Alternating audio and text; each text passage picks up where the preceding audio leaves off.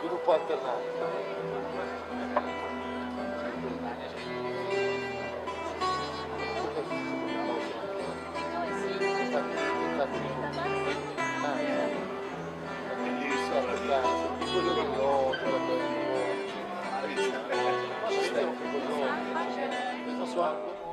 You know, I'm Army, she's Air Force.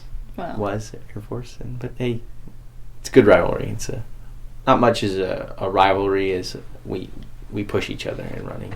You know, I come home, I'm like, okay, it's time to go running.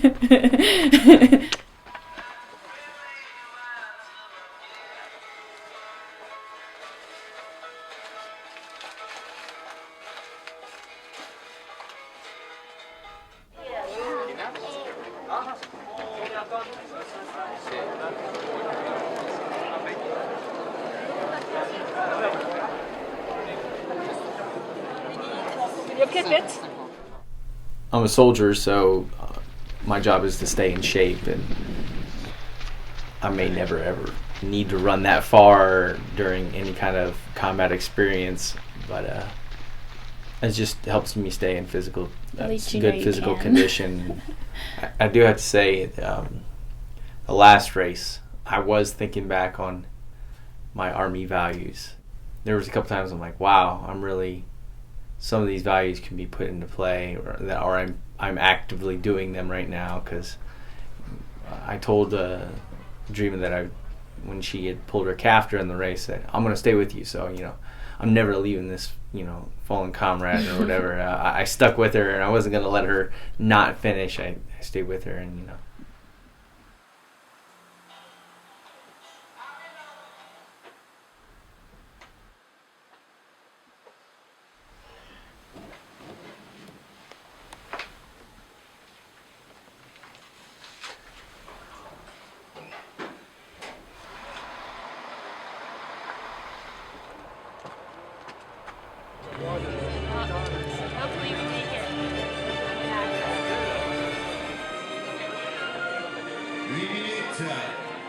Comment ça va les traîneurs, ça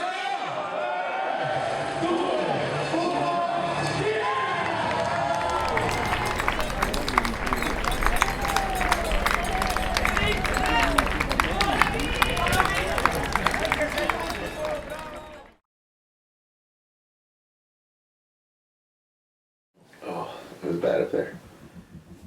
It was so cold. We were like shivering, and then we went to an aid station to try to warm up by the heater, but everyone was coming in, and I couldn't like hog it for clothes because people were needing it for their body warmth, and we didn't have enough time to dry them. It was supposed to get down to -10 the next stretch. Next peak. But there's a whole there's some fire station here in France, some town full of people. And we were all trying to get out on a bus. I mean, my legs are sore, but I could have kept going. Like, I know we did the right thing, but it still hurt. It still sucks, because I know definitely her was feeling really good. The surroundings are amazing, and they give you like energy that you can't really explain or describe. I mean, but the mountains just, I don't know. There was the people were great, running through the towns, they're cheering, and the other runners that I was running with, I'd pass them, and then a little bit later they might pass me, and we'd chat a little bit and support each other along the way. I mean, the camaraderie among the runners is really, just great. I mean, everybody supports, the other person. I'm really disappointed that I didn't finish, but I use it as a tool. I take away everything. I try to keep the most positive attitude, because dwelling on what happened in the past or what I could have done, should have done, isn't going to make it any better. I just continue to move forward and learn and look how I can improve my races from here on out.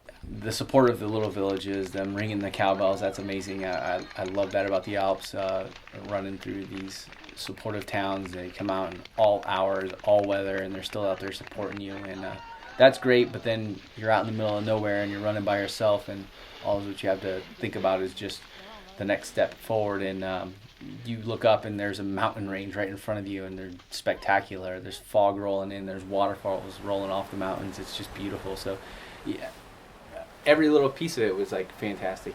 You know, stopping in the mud, I mean, it's something you do as a kid, and you get to do it as an adult. It's all fun. It's, you hear clanging of bells, and it's cows in the pasture. It's, you know, there's little goats getting milked up in the mountain. And the rain I could pass on. Yeah, that was a little disheartening, but everything else was just amazing.